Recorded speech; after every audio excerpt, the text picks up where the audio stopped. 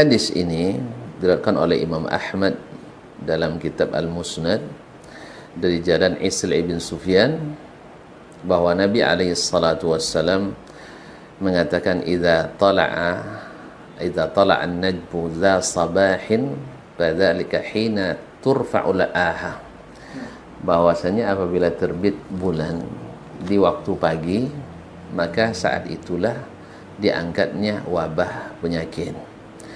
Pertama, hadis ini Isl bin Sufyan itu dhaif walaupun ada mutaba'ahnya dari seorang perawi yang lain. Nah, andainya pun sahih, hadis ini oleh Imam Ibnu Hajar sendiri dan juga oleh imam yang lainnya disebutkan pada umumnya pada bab tentang diangkatnya penyakit dari tanaman. Artinya wabah di sini bukan wabah seperti taun, bukan wabah seperti seperti corona pada hari ini.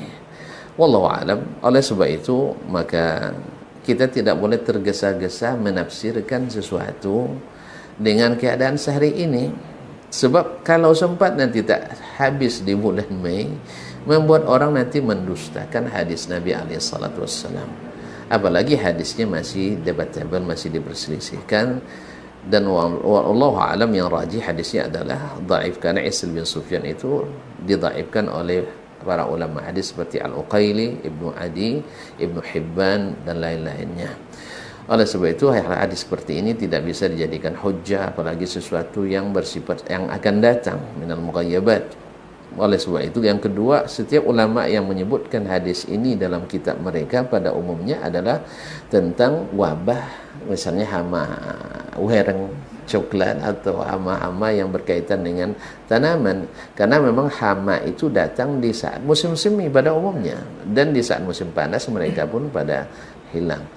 Yang kedua, ini juga larangan tentang menjual korma sebelum sempat matangnya, terlihat matangnya, karena hama waktu itu belum aman, maka dilarang oleh Nabi sallallahu alaihi wasallam menjual buah-buahan sebelum hatta yabdua salahuha, sampai jelas matangnya atau salahnya.